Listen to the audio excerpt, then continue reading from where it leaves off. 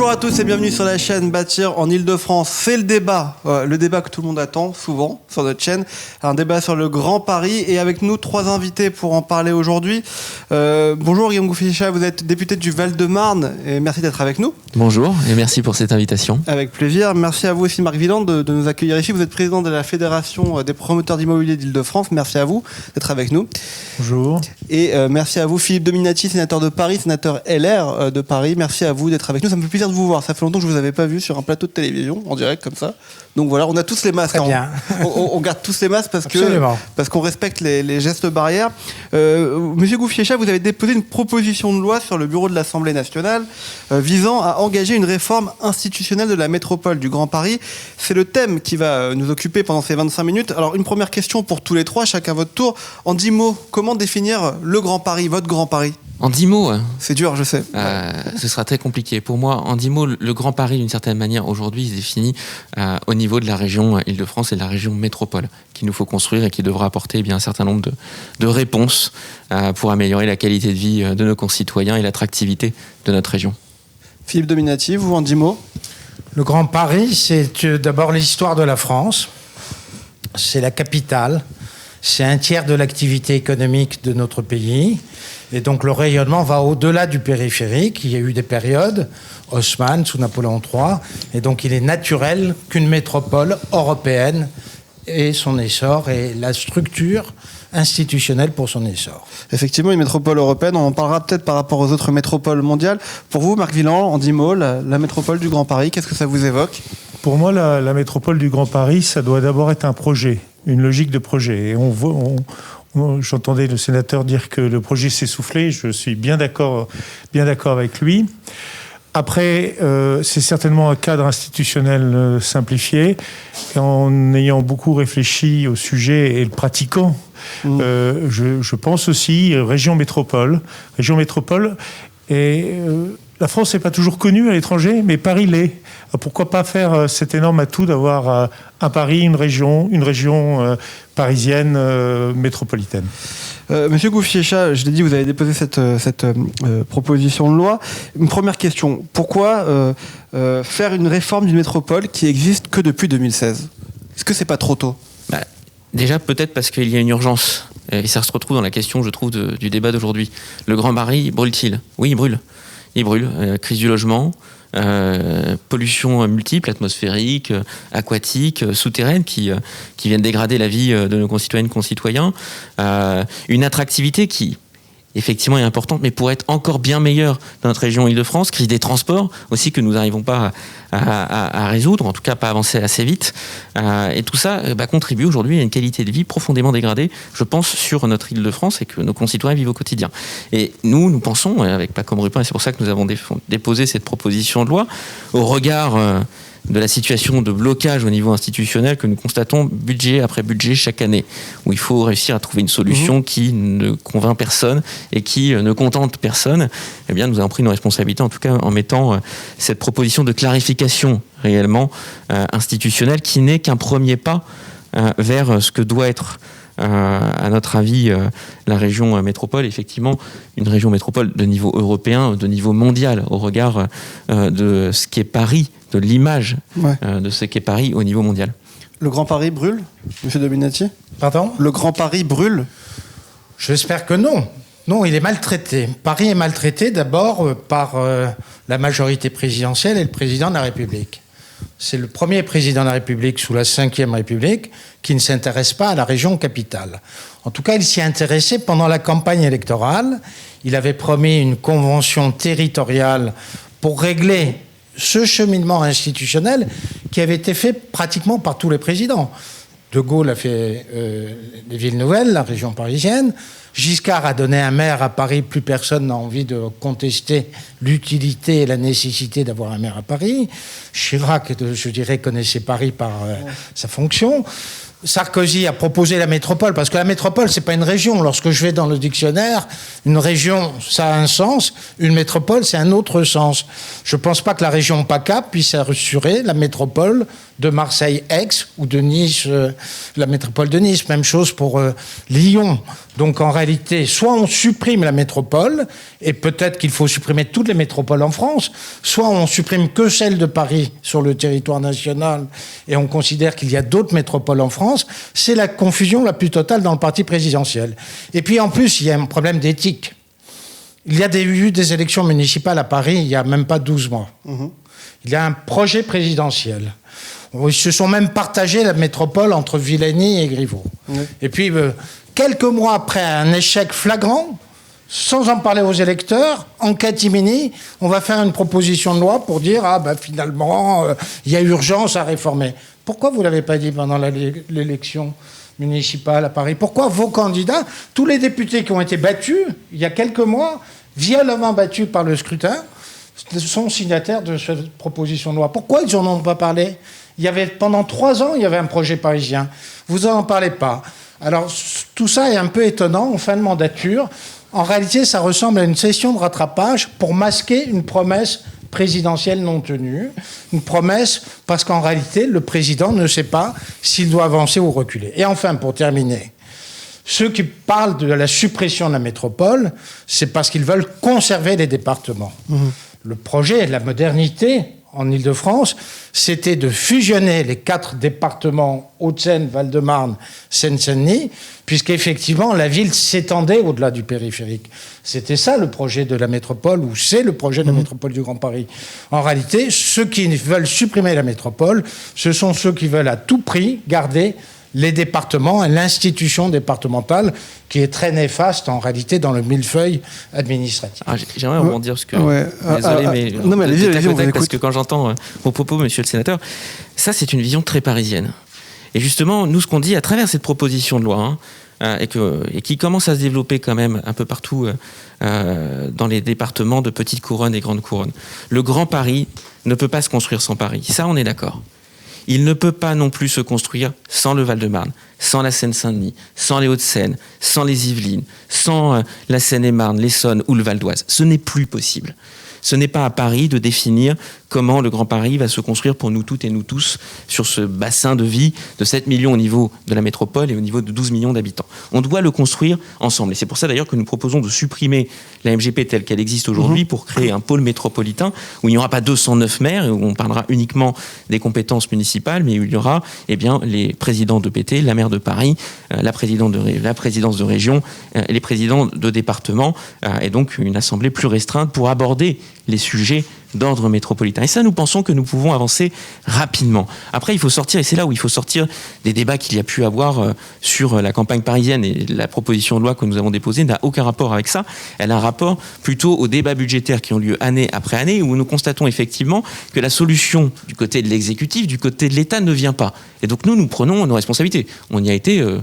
on n'a pas attendu l'avis de l'exécutif sur cette proposition de loi. À un moment, on la met sur la table et ça permet, je pense, d'avoir des échanges dessus et de voir quelles solutions peuvent être abordées. Concernant le président de la République, effectivement, des engagements très forts avaient été pris dans la campagne présidentielle. Et ça faisait effectivement peut-être je vais arriver, je vais régler le problème. Rapidement, on s'est retrouvé face à 2 difficultés. Il ne faut pas, je pense, les omettre. Une levée de bouclier de tous les élus. Nous, on a vu tout le monde. Les maires défendent les mairies, les présidents de EPT défendent les EPT, les présidents de département, la mairie de Paris, la région. Et personne ne veut faire un pas vers l'autre. Eh bien ça, il va falloir que ça change, il va falloir faire un pas vers l'autre. Et comme dans d'autres régions, comme dans d'autres métropoles, voir comment nous pouvons construire une métropole de projet et de coopération. Par ailleurs, deuxième difficulté, c'est l'absence, et ça, on rejoint monsieur le sénateur, l'absence de vision de l'État de ce qu'on fait aujourd'hui de la région francilienne de manière générale. Moi, j'ai le sentiment que l'État ne sait pas ce qu'il fait aujourd'hui de cette région qui, quand même, représente 30% du PIB national, 20% de la population, est un des poumons européens, on le voit surtout et qu'il ne voit pas trop ce qu'il fait en cohérence sur cette région. Et cela ne peut pas durer.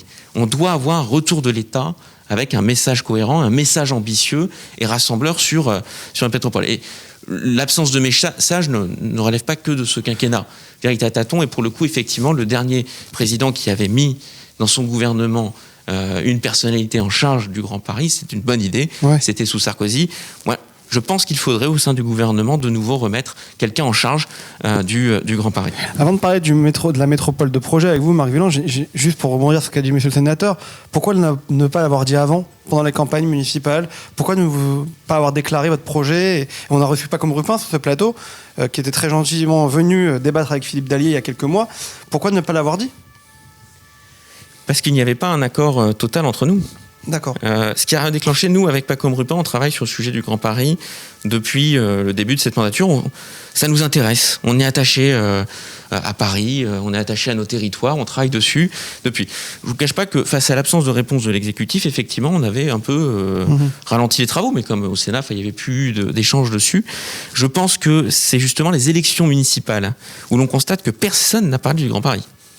Ouais. Personne n'a parlé des territoires. C'est quand même assez extraordinaire de faire toute une élection en ne parlant pas de ce qu'on fait comme programme au niveau de notre territoire. Moi, il n'y a pas un candidat élu maire sur mon territoire aujourd'hui, le Paris-Esmarne-des-Bois, qui a présenté un projet pour le Paris-Esmarne-des-Bois, ou en nous disant ce qu'on allait faire dessus. Ce n'est pas normal. On ne peut pas continuer à fonctionner comme cela. Et ce qui a débouché sur une élection complètement ubuesque, et ce n'est pas envers la personnalité du président Houllier, mais c'est pas compris, c'est pas compréhensible pour les Franciliennes et les Franciliens, enfin les grands Parisiens. Justement, et c'est ça qui a redéclenché nos travaux derrière, plus le débat budgétaire qui a été particulièrement âpre cette année, et où nous on commence à être fatigués à l'Assemblée nationale, année après année, en tout cas sur le budget, de devoir fabriquer un espèce de compromis qui au final freine considérablement l'attractivité de nos territoires.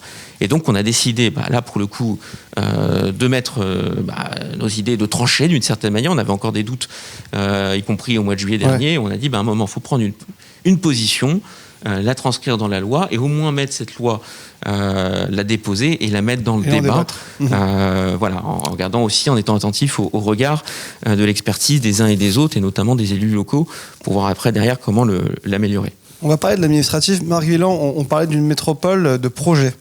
Et une métropole étendue aussi sur le territoire. Qu'est-ce que ça vous évoque, toutes ces propositions? D'abord, je voudrais également joindre ma voix à celle de monsieur le député et de monsieur le sénateur. C'est une région en état d'apoplexie. C'est, avec la Corse, la plus petite région française. C'est la plus nombreuse. C'est celle où les investissements sont moins importants que la population.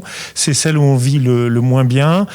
Et donc, je crois qu'il faut en être conscient. Alors, après, si vous voulez, la métropole du Grand Paris, telle qu'elle existe, elle a eu un apport important en termes de projets.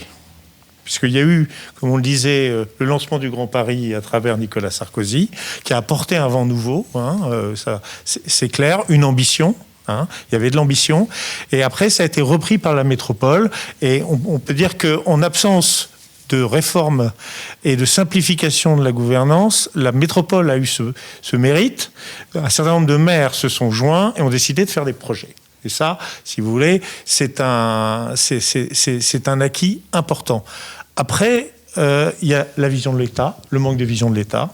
Il y a la métropole qui est un petit peu toute seule et ces projets qui ont pour beaucoup du mal à sortir parce que vous avez aujourd'hui zéro acceptabilité des projets par les populations en Île-de-France. En France, c'est-à-dire si vous voulez, aujourd'hui, les populations ne sont plus derrière les projets. Les populations, c'est terrible d'être maire aujourd'hui en Île-de-France parce que vous êtes agressé dans la rue parce que vous construisez, parce que vous faites un nouveau quartier, etc. Il y a un véritable problème. Cette région est aussi en état d'apoplexie parce que les gens ne voient pas où elles vont, ne voient pas la cohérence de l'action, ne savent pas Alors, ils connaissent sa puissance économique, mais pas forcément qu'elle est très économentaire, par exemple. C'est la région qui artificialise le moins. Donc, c'est aussi une région très porteuse d'avenir dont la population ne comprend pas l'identité et ne comprend pas les mérites. J'ajoute que les réformes Chevènement sur les intercos, etc., n'ont peut-être pas le même sens en Île-de-France que dans le reste de la France. Quand vous avez une ville de province importante comme Angers, etc., il peut y avoir une communauté d'agglo. En Ile-de-France, vous avez Paris, puis vous avez le reste. Vous avez peut-être Versailles, mais voilà. Donc, il y a vraiment un problème de gouvernance qu'il va falloir régler à terme. Et c'est vrai qu'il y a eu un recul de l'exécutif.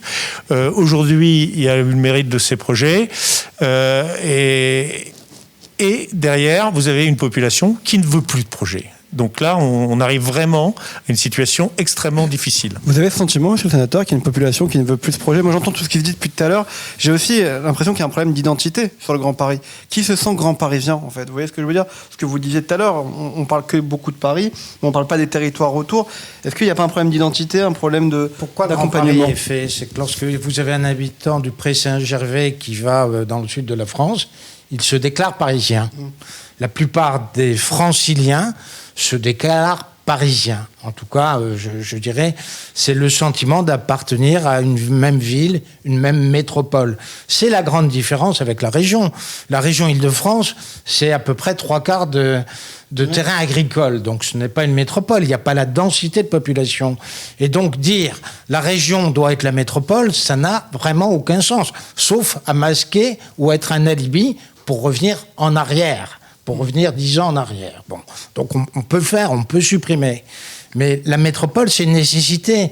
Parce qu'on voit bien que lorsqu'on essaye de faire Vélib, Autolib ou autre chose, on est obligé d'aller dans le même tissu urbain pour développer un certain nombre de projets. L'Île-de-France ou Paris ont toujours été mis sous tutelle de l'État, dans cet État jacobin qu'on a depuis des siècles, parce qu'on a peur. Et on a peur de la capitale. Il y a encore tellement de choses à faire pour faire en sorte que les citoyens dans notre ville ou dans notre région puissent vivre normalement. C'est le problème des transports. On est la seule région en Europe où l'État s'occupe encore des transports et des lignes de bus. Ce sont des sociétés d'État qui vont définir vos lignes de bus. La RATP, qui est une société normalement régionale à 97% ou 98% de son activité, est gérée par l'État. Bon.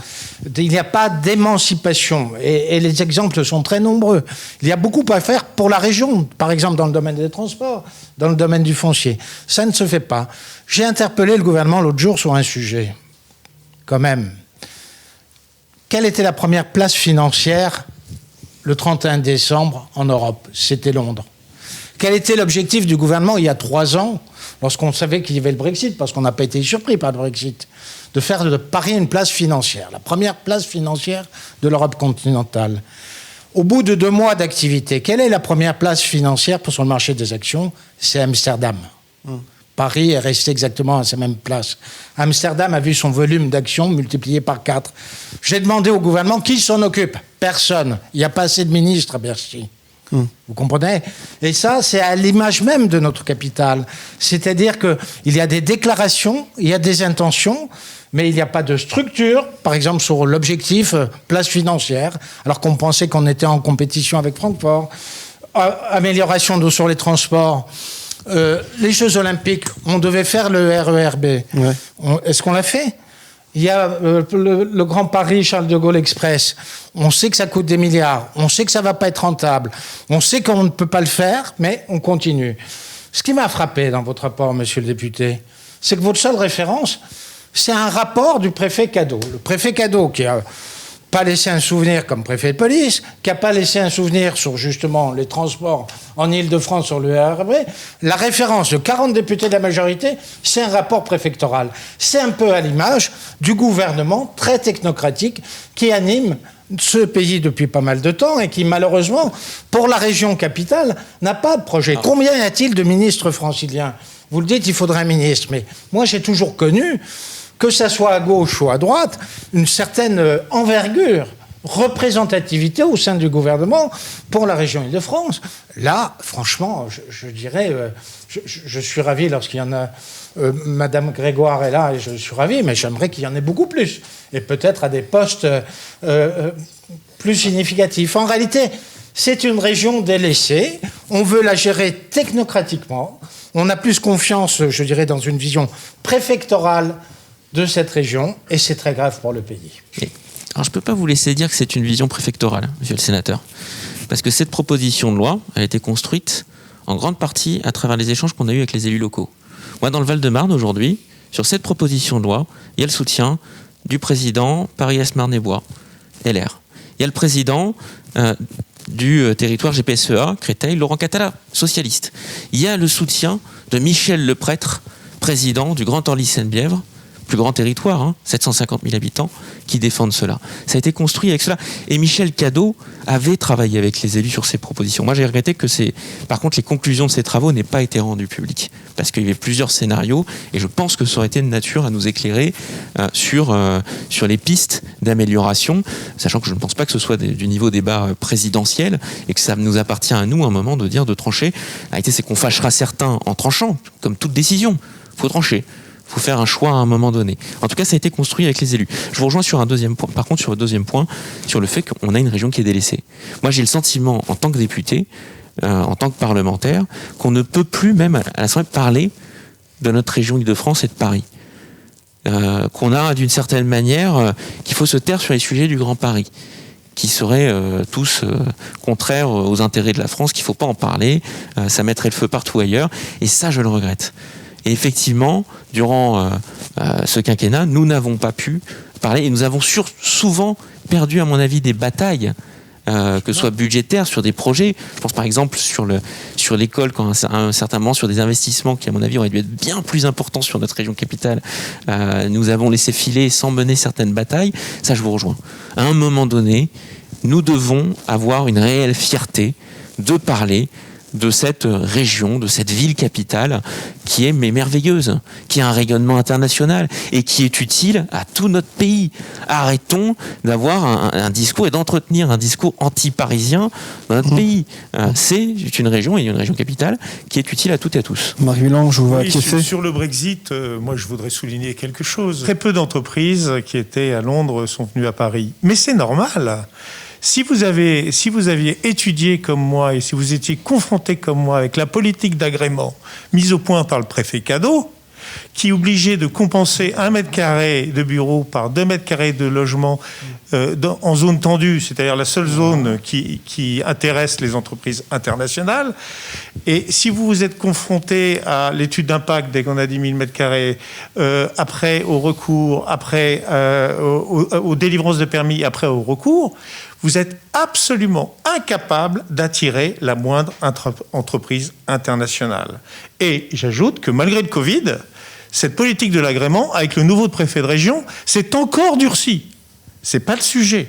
Donc, si nous étions un petit peu plus pragmatiques, nous n'avions aucune chance à Paris d'attirer les entreprises avec notre système réglementaire. Aucune chance, qui a été durci à mauvais escient, et j'assume ce que je dis, à totalement mauvais escient.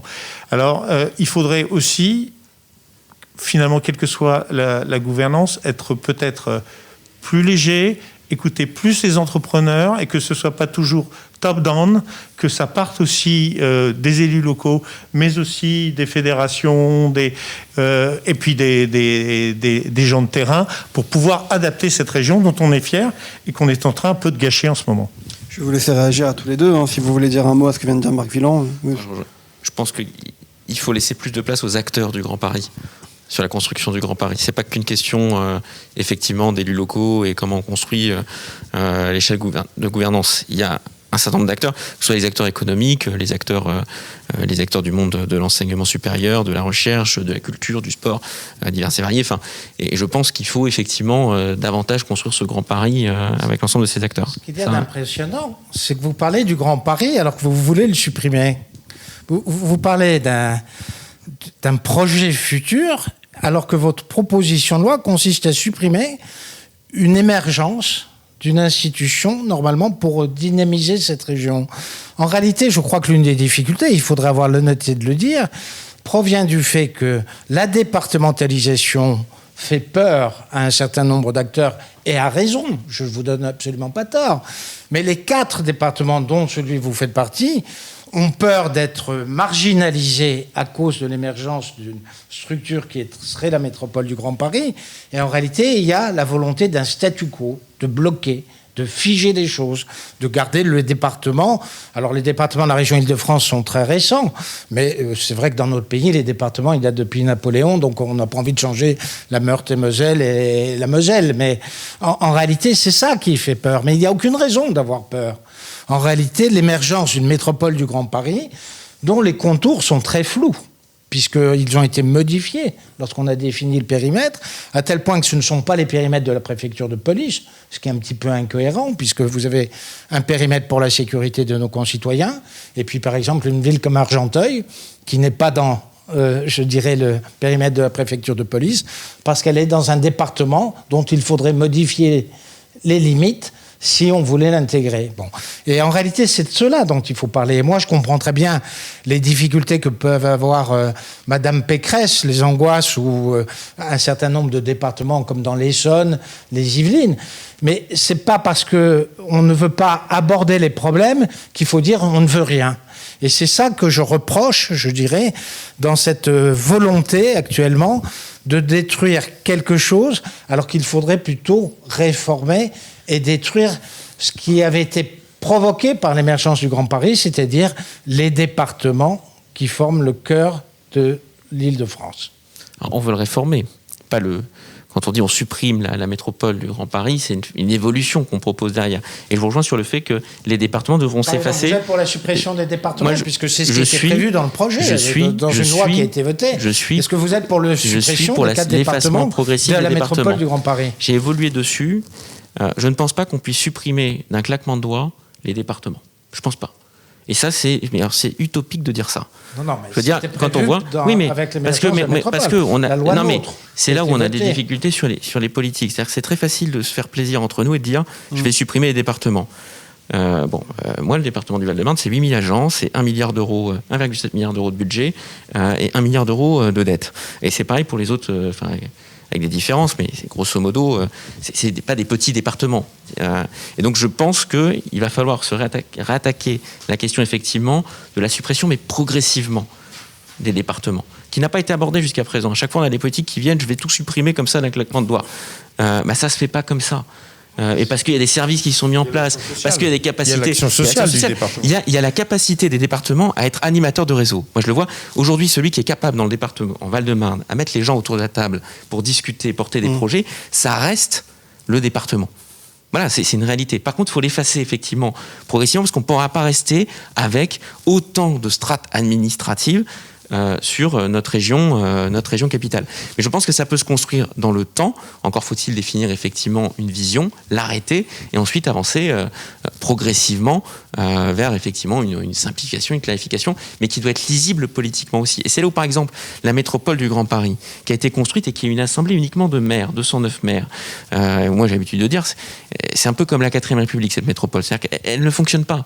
Mettre tout le monde d'accord, là, les 209, ça ne fonctionne pas. Et c'est ce qui fait qu'il y a des blocages et c'est ce qui fait que dans nos territoires, pour le moment, on voit que il y a des projets qui ne sortent pas, et pas seulement les projets portés par la métropole. Il y a des difficultés sur les territoires qui n'ont pas de visibilité économique sur le long terme et qui donc n'investissent pas, alors qu'ils le pourraient.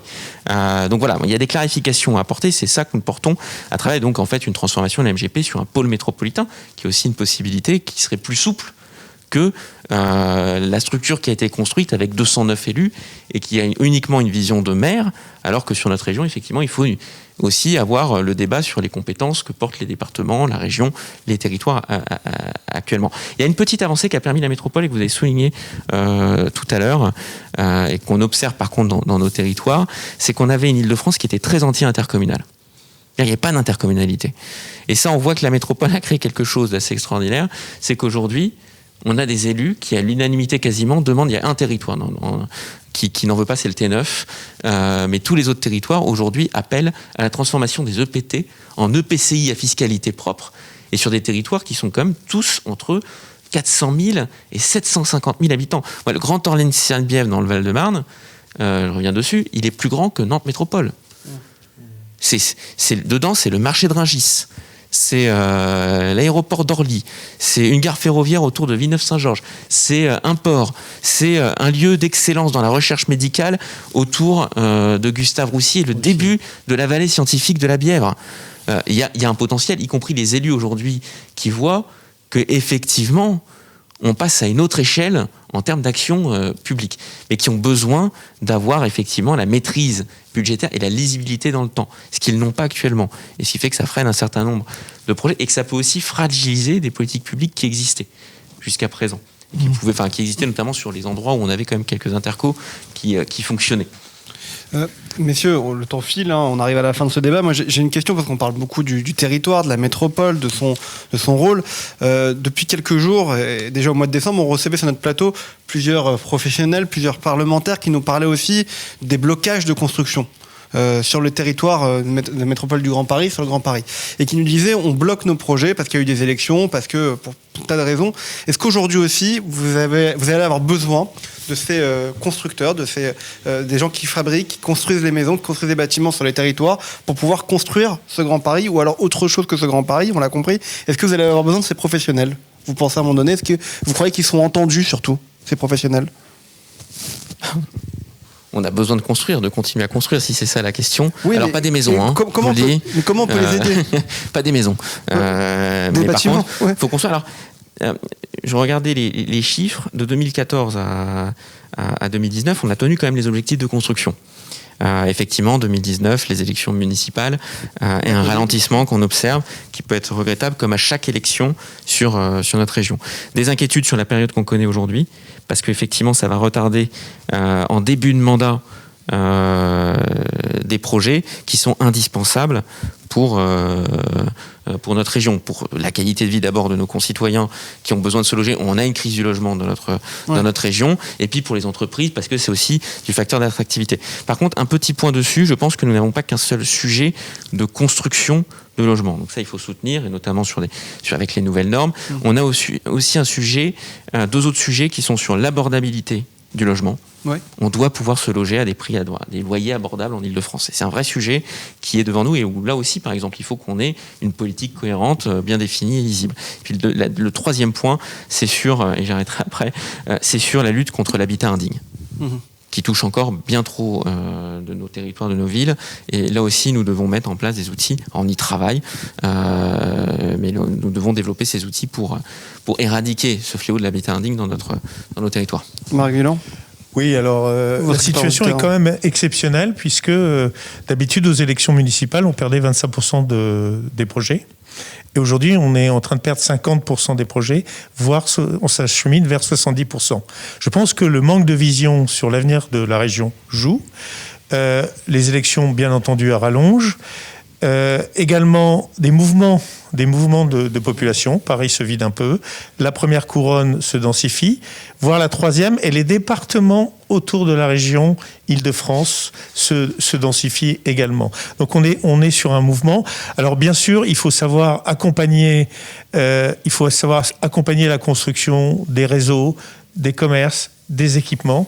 Et là, je regrette que la fiscalité locale n'encourage plus du tout la construction, puisque les maires construisent et ne prennent que des coûts. Ils ont aucun intérêt fiscal à construire. Il n'y a plus d'intérêt de projet. Et pour conclure, c'est vrai, quelle que soit la gouvernance, et je pense qu'il faut rénover cette gouvernance de cette région. Quand même, quelque chose qui est amusant, c'est que finalement, ces maires, avec cette métropole pas très bien définie, ils ont quand même fait quelque chose et ils ont quand même lancé un certain nombre de projets. Et je pense que l'échelon de la ville, de la commune, est l'échelon finalement indispensable et super légitime.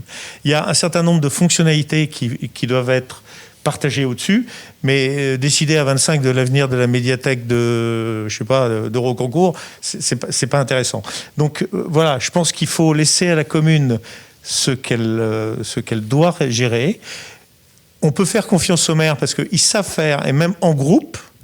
Et il y a une forte nécessité de gouvernance qui aura sans doute une influence sur la construction, mais sur une région qui est très économe en terre. 3% de l'artificialisation française, c'est rien. Ouais. Et dans ces 3%, c'est 3% pour le logement collectif. C'est-à-dire que ici, on sait reconstruire la ville sur la ville. Philippe Dominati ? Bien sûr qu'il faut redonner confiance et un intérêt aux entrepreneurs. Je veux dire, le flou et l'indécision qui règne en Île-de-France à cause des problèmes institutionnels, pose problème. C'est vrai qu'il y a un problème de gouvernance et de légitimité. On parle de l'acceptabilité par les populations, mais il y a une acceptabilité si le projet est bien expliqué. Et qui peut bien expliquer le projet ? C'est le représentant communal, généralement le maire, ou l'autorité communale. Et c'est ça qui manque actuellement, puisqu'on a fait des strates, on en crée de nouvelles, on n'ose pas supprimer les anciennes. Et donc, comme on n'ose pas supprimer les anciennes, on bloque, on revient en arrière, on ne bouge pas. Ça fait une dizaine d'années qu'on ne bouge pas. Bon.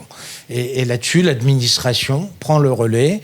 On n'est pas compétitif sur le plan international, sur le plan des finances. Sur le plan des transports, à chaque fois qu'une société d'État est endettée, on en crée une autre pour créer de la dette nouvelle, mais il n'y a pas de résolution.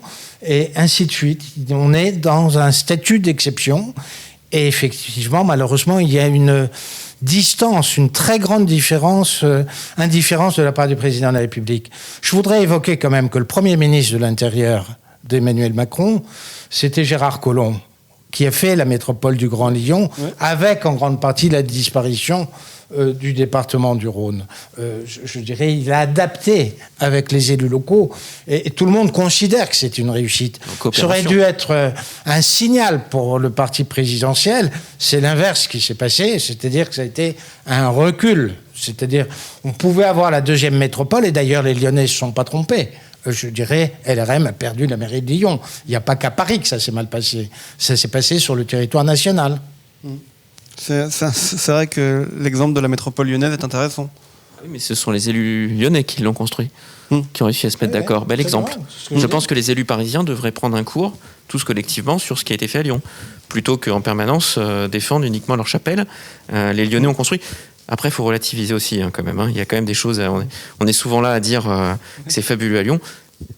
C'est sur un territoire et une population quand même plus petite dessus, mais ils ont réussi à se mettre d'accord. Il y a des points d'amélioration aujourd'hui. Il ne faut pas le perdre de vue quand même à améliorer sur la métropole du Grand Lyon. Mais en tout cas, c'est une belle réussite. Elle doit nous inspirer aussi à un moment donné en Ile-de-France. On ne doit pas être uniquement... Il faut une vision de l'État, mais on ne peut pas être uniquement à dire moi je défends mon précaré et j'attends que ça vienne d'en haut. Ça ne peut pas marcher comme ça. Et il va falloir effectivement qu'on arrive à trouver comment on peut construire quelque chose, en tout cas d'efficace, d'intelligent, de représentatif aussi, qui permettent de faire rayonner notre région métropole.